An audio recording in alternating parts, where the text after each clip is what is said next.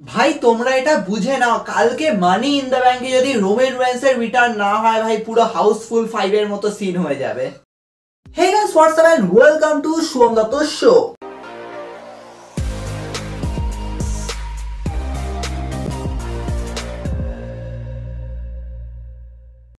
কালকে দেখলাম অনেকেই তোমরা আমাকে বলছো যে তুমি মেনে নাও ভাই রোমেন রেন্স আর রিটার্ন করবে না,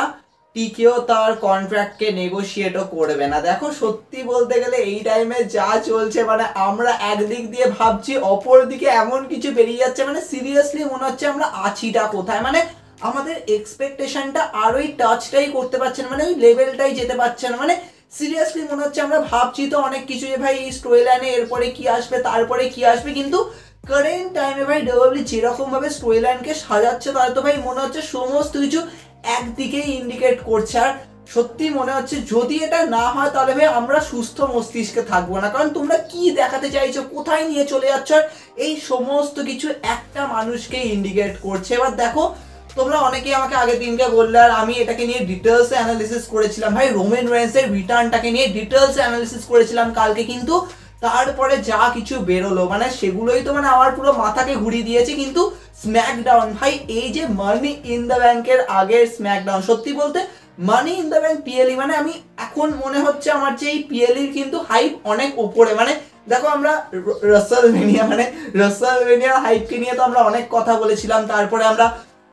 ব্যাকল্যাশ দেখেছিলাম, ব্যাকল্যাশও চলো ঠিক আছে ফিল দিয়েছিল নো ডাউট, কিন্তু ব্যাকল্যাশের ওই লেভেলের হাইপটা কিন্তু ওঠেনি। হ্যাঁ, ওয়ান লাস্ট টাইম জন সিনা রেন্ডি অর্টন ফিল দেওয়ার মতনই ছিল, কিন্তু মানি ইন দ্য ব্যাংক ভাই, মানি ইন দ্য ব্যাংকের প্রত্যেকটা ম্যাচ তো ফিল দিচ্ছে, কিন্তু এই প্রত্যেকটা ম্যাচে মানে ওমেন্স ল্যাডার ম্যাচ বলো, মেন্স ল্যাডার ম্যাচ বলো, এই মেন ইভেন্ট বলো, লায়রা ভেলগার একিলিচের ম্যাচ বলো, মানে প্রত্যেকটা ম্যাচের বিহাইন্ডে মানে এত কিছু রয়েছে যার জন্য কিন্তু একটা আলাদাই হাইপ ক্রিয়েট করছে। আর যদি আমরা দেখি যে কারেন্ট টাইমে একটা বড় স্টোরি লাইন যেটা অবভিয়াসলি আমাদের বলতেই হচ্ছে ভাই, সেথ রলিন্স উদ্ধার করছে ডাব্লিউডাব্লিউকে, মানে যা চলছে তার মধ্যে ভাই সেথ রলিন্সই উদ্ধার করছে এরকমই আমি বলবো। কিন্তু সেথ রলিন্সকে দিয়ে এই যে বারবার যে ডমিনেশনটা দেখানো হচ্ছে, মানে আমরা যেরকম দেখলাম যে রাসেলমেনিয়ার পরে সেথ রলিন্স ব্রন ব্রেকার সেম পেজে ছিল, চলো ঠিক আছে আমরা মানলাম যে হ্যাঁ ওখান দিয়ে স্টোরি লাইন কন্টিনিউ হচ্ছে, সেখান দিয়ে আমরা দেখলাম যে সেথ রলিন্সের সামনে ভিকটিম হলো স্যামি জেন, তারপরে Sami Zayn CM Punk Jey Uso একসাথে হওয়া, জে উসোকে আমি সাইডে রাখছি, স্যামি জেন আর সিএম পাং একসাথে ছিল স্যাটারডে নাইট মেইন ইভেন্টে আমরা ম্যাচ দেখলাম, সেখানে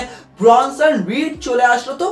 এই যে বিল্ড আপটা হচ্ছে সমস্ত কিছু যেরকম ভাবে এগোচ্ছে, কিন্তু কারেন্ট টাইমে মানি ইন দ্য ব্যাংক একটা কিন্তু বড় টার্গেট পয়েন্ট হয়ে গেছে ভাই সেথ রলিন্সের কাছে। আর সেথ রলিন্স বলছে আমরাই হচ্ছি ফিউচার এই কোম্পানির, তো আমি এই কোম্পানিকে ধরবো, তো আমি মানি ইন দ্য ব্যাংক জিতবো, ওয়ার্ল্ড টাইটেল ক্যাপচার করবো, তারপরে সব কিছু আমার হাতে থাকবে, সব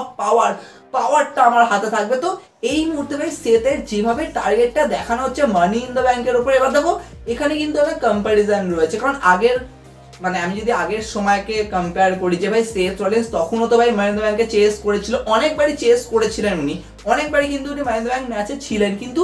এবারে মানি ইন দ্য ব্যাংক ম্যাচে থাকাটা কিন্তু একদমই আলাদা, কারণ তার অ্যারাউন্ডে অনেক বড় স্টোরি লাইন রয়েছে। আমরা প্রেডিকশন ভিডিও তো ডিসকাস করেছি, কিন্তু আমার না বারবার মনে হচ্ছে যে এই মুহূর্তে স্টোরি লাইনটা অ্যাকচুয়ালি কি, যদি তোমরা ভালোভাবে দেখো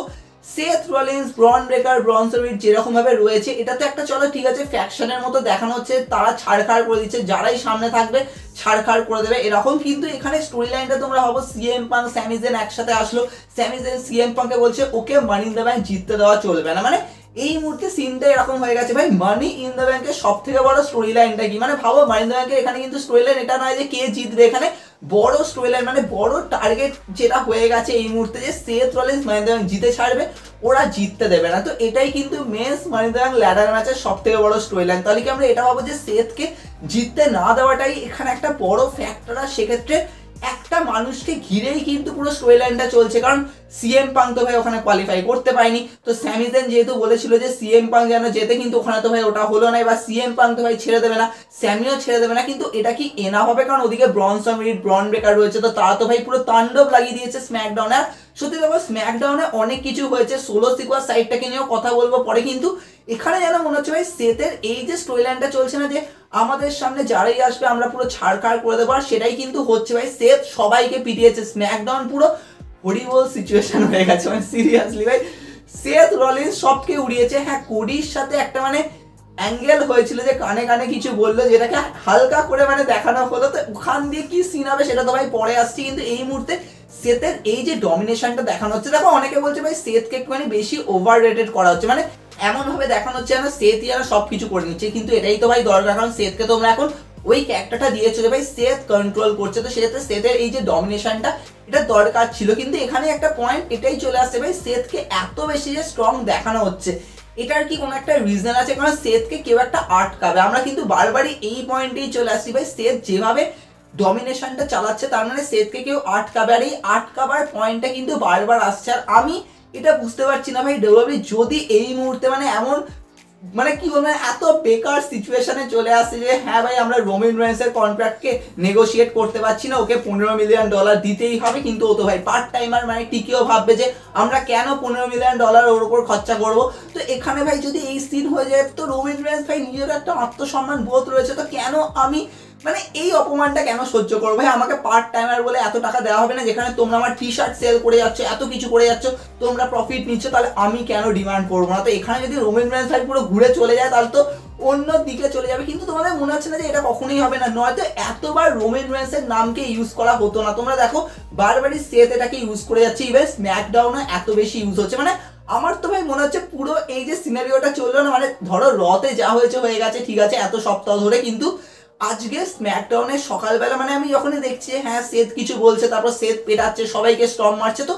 সমস্ত কিছু যেন ক্লিয়ার ইন্ডিকেট করছে যে ওই মানুষটা আসবে আর সেথকে দেখে নেবে, মানে সেথকে মানি ইন দ্য ব্যাংক জিততে দেবেন। আর এই মুহূর্তে তো ভাই আমার পয়েন্ট পুরো একদমই একদিকে চলে গেছে যে ভাই হ্যাঁ রোমান রেন্সের রিটার্ন কালকে হবেই হবে, মানি ইন দ্য ব্যাংকে রোমান রেন্সের রিটার্ন হতেই হবে, কারণ যদি এটা না হয় তাহলে পুরো খেলা অন্যদিকে চলে যাচ্ছে, মানে যেন মনে হচ্ছে ভাই এটা শুধুমাত্র সিএম পাং আর সেথ রলিন্সের স্টোরি লাইন হয়ে থেকে যাবে, এখানে রোমান রেন্সের আর কোনো সিনই আসবে না। এবার তোমরা বলতে পারো যে রোমান রেন্স হতে পারে হয়তো নাইট অফ চ্যাম্পিয়ন্সের রিটার্ন করলে, যদি এমন হয়ে যায় যে হয়তো সেথ রলিন্স হয়তো কিং অফ দ্য রিং এ রয়েছে বা হোয়াট এভার, তোমরা অনেক কিছু লাগাতেই পারো, কিন্তু এখানে রোমান রেন্সের সব থেকে বড় চান্স যেখানে, মানে যেমন ধরো আগের বছর কোডি আর সোলো সিকোয়ার ম্যাচ হয়েছিল, তো সোলো সিকোয়া কোডিকে হারাতে পারেনি কারণ রোমান রেন্সের ওই অ্যাঙ্গেলটা লাস্টে এসেছিল। তো এই মুহূর্তে কিন্তু এই ফ্যাক্টরটাই চলে আসছে ভাই, সেথ রলিন্স বারবার ওনার নামকে মেনশন করছে, তো এখান দিয়ে মনে হচ্ছে ভাই ডব্লিউডাব্লিউ এই মুহূর্তে যদি এটা না করে, মানে ভাবতে পারছো মানে এই মুহূর্তটা মানে কিরকম লাগবে যে ভাই হ্যাঁ সেথকে তোমরা ওই জায়গায় নিয়ে গেলে, ভাই সেথ সবকে বেরাচ্ছে, সেথ বারবার বলছে আমাকে কেউ আটকে দেখার থেকে আমি সবকে ছাড়কার করে দেবো, তাহলে এই মুহূর্তে রোমানের আসাটা দরকারই দরকার। আর আমার তো ভাই মনে হচ্ছে কালকের মানি দ্য ব্যাংকের রোমান রেন্সের রিটার্নটা হবেই হবে, আর যদি না হয় তাহলে এটাই বুঝতে হবে ভাই টিকিওর সাথে ওই নেগোসিয়েশনটা বেকারই গেল। ডব্লিউডাব্লিউ মানে ওইভাবেই ভাই দেখছে এখন রোমান রেন্সকে পার্ট টাইমার হিসেবে, আর রোমান রেন্স এখন টাটা বাই বাই করে চলে গেল, কারণ রোমান রেন্স এবার যদি ভাবে যে না আমার কাছে সময় রয়েছে, কারণ আমার কাছে এত প্রজেক্ট, তো তার মাঝখানে আমি যদি সময় বের করতে পারি তবেই আমি ডব্লিউডাব্লিউতে আসবো, নয়তো আসবো না। যদি এই সিন হয়ে যায় স্টোরি লাইন ভাই মায়ের ভোগে চলে যাবে, কারণ এখানে শুধুমাত্র তার মানে সেথ আর সিএম পাঙ্কের স্টোরি লাইনই মেন হয়ে যাচ্ছে ভাই, আর তো কিছু মনে হচ্ছে না। তাই কি হতে পারে ভাই কালকের মানি ইন দ্য ব্যাংক কিন্তু খুবই গুরুত্বপূর্ণ, আর আমি এটাই বলবো যে এই পিএলই কিন্তু খুবই গুরুত্বপূর্ণ, কারণ এই পিএলই শুধুমাত্র একটা পিএলির মতো ডেলিভার হচ্ছে না ভাই, এর বিহাইন্ডে অনেক কিছু রয়েছে, তাই একটা ডিসিশন অনেক কিছুকে ভাই ঘুরিয়ে দেবে। তবে তোমাদের কি মনে হয় কমেন্টে জানাতে পারো, কিন্তু এখানে কিন্তু আরো অনেক ফ্যাক্টর রয়েছে যেগুলোকে নিয়ে আমি ডিসকাশন করবো, কিন্তু আমার এটাই মনে হচ্ছে ভাই রোমান রেন্সের রিটার্ন হবে। এখন এটা সেথের ক্যাশিন ফেল করার জন্য হবে নাকি সেথকে মানি ইন দ্য ব্যাংক জিততে না দেওয়ার জন্য হবে, কারণ এখানে কিন্তু দুটো পয়েন্ট আছে, আমি অলরেডি ডিসকাশন করেছি ম্যাচ অ্যানালিসিসের সিরিজে, কিন্তু অনেক কিছু রয়েছে। তোমাদের কি মনে হয় কমেন্টে জানাতে পারো, অনেক কিছু আসবে, দেখা হবে নেক্সট এপিসোডে।